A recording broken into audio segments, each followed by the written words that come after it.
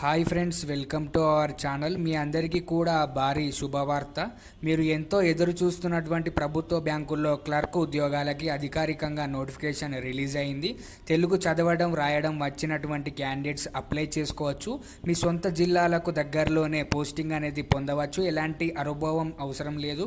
స్టార్టింగ్లోనే 40,000కి పైగా శాలరీ ఉంటుంది. అన్నీ కూడా పర్మనెంట్ ఉద్యోగాలు. ఆన్లైన్ విధానంలో అప్లై చేసుకోవాలి. ఈ వీడియోలో మీకు అన్ని డీటెయిల్స్ని ఎక్స్ప్లెయిన్ చేస్తాను. ఎవరెవరు అప్లై చేయొచ్చు, ఎలా అప్లై చేయాలి, సెలక్షన్ ప్రాసెస్ ఎలా ఉంటుంది అన్నీ కూడా చెప్తాను. సో వీడియోని ప్రతి ఒక్కరు కూడా ఒక లైక్ చేసి ఒక చిన్న సపోర్ట్ ఇవ్వండి. అలాగే మీరు లైక్ చేయడం వల్ల నాకు చాలా ఎంకరేజ్మెంటింగ్గా ఉంటుంది. కాబట్టి లైక్ చేసి వీడియోని ఎండ్ వరకు చూడండి. ఛానల్ని ఇంకా సబ్స్క్రైబ్ చేసుకున్నట్లయితే ఇప్పుడే సబ్స్క్రైబ్ బటన్ని నొక్కి బెల్ ఐకాన్ని ప్రెస్ చేసి ఆల్ పెట్టుకోండి. డీటెయిల్స్లోకి వెళ్ళినట్లయితే మనకు ఐబీఎస్ నుంచి క్లర్క్ లెవెల్ ఉద్యోగాలకైతే మనకు నోటిఫికేషన్ భర్తీ చేయడం జరిగింది. మనకు institute of banking personal selection సంస్థ నుంచి అయితే మనకు నోటిఫికేషన్ రిలీజ్ కావడం జరిగింది.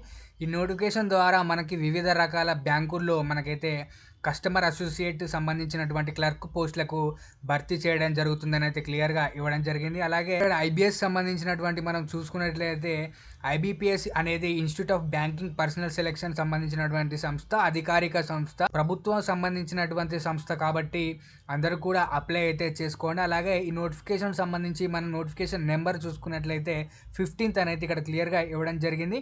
ఇక్కడ పోస్ట్ పేరు మనం చూసుకున్నట్లయితే క్లర్క్ కస్టమర్ సర్వీస్ అసోసియేట్ సంబంధించినటువంటి పోస్ట్ అయితే వీళ్ళైతే ఇక్కడ భర్తీ చేయడం జరిగింది. అలాగే ఇక్కడ మనకు భర్తీ చేసినటువంటి మనం పోస్టులలో మనం చూసుకున్నట్లయితే మొత్తం ఖాళీలు అయితే త్వరలో అఫీషియల్ వెబ్సైట్లో వీళ్ళైతే భర్తీ చేస్తాము, అప్డేట్ ఇస్తామని అయితే ఇక్కడ క్లియర్గా ఇవ్వడం జరిగింది.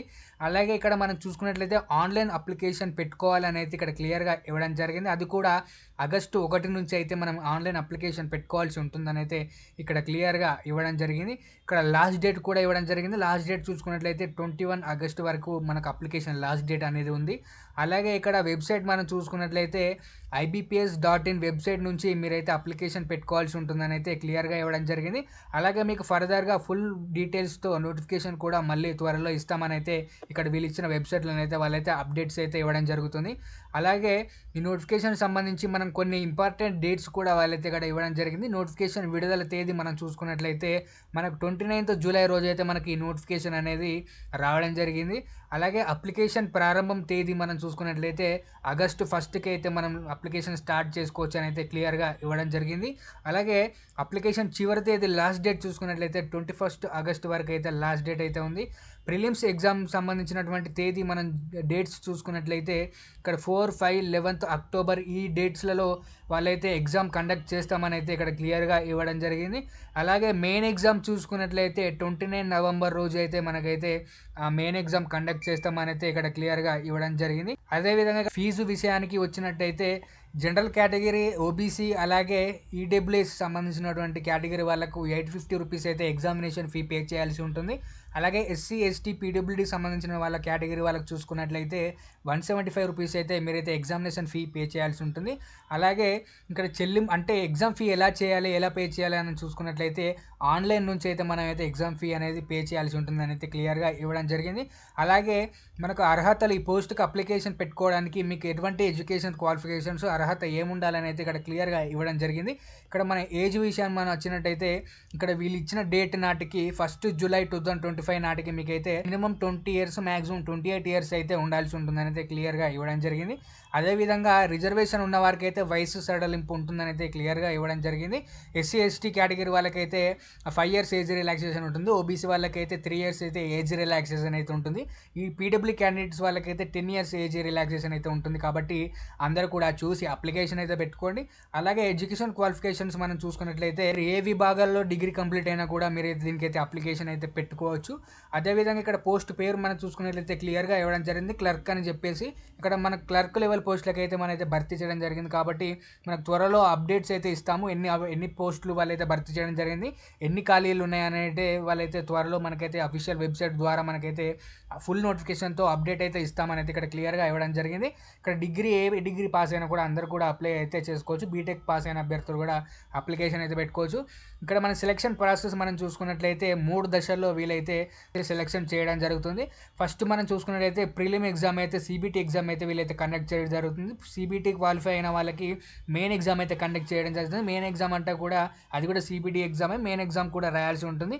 మెయిన్ ఎగ్జామ్లో క్వాలిఫై అయిన వాళ్ళకి డాక్యుమెంట్ వెరిఫికేషన్ చేసి అదేవిధంగా మెడికల్ టెస్ట్ చేసి మీకైతే జాబ్ పోస్టింగ్ అయితే ఇవ్వడం జరుగుతుందని అయితే ఇక్కడ క్లియర్గా ఇవ్వడం జరిగింది. అదేవిధంగా మన ప్రిలిమ్ సంబంధించినటువంటి మన ఎగ్జామ్ ప్యాటర్న్ సబ్జెక్టుల వారీగా మనం చూసుకున్నట్లయితే ఇక్కడ క్లియర్గా ఇవ్వడం జరిగింది. దానికి సంబంధించి మీరైతే 1 అవర్ అయితే ఎగ్జామ్ అయితే రాయాల్సి ఉంటుంది. అలాగే నెగిటివ్ విధానం కూడా ఇక్కడ ఉందని అయితే క్లియర్గా ఇవ్వడం జరిగింది. ప్రతి రాంగ్ ఆన్సర్కి 0.25 అయితే వాళ్ళైతే డిడక్ట్ చేయడం జరుగుతుంది.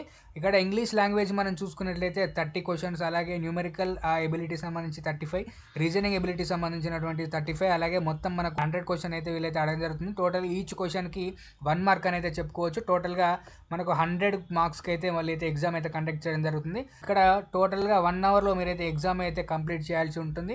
ఇక్కడ మెయిన్ ఎగ్జామ్ సంబంధించినటువంటి ప్యాటర్న్ మనం చూసుకున్నట్లయితే 2 గంటల 40 నిమిషాలు మీరైతే మెయిన్ ఎగ్జామ్ అయితే రాయాల్సి ఉంటుందని అయితే ఇక్కడ క్లియర్గా ఇవ్వడం జరిగింది.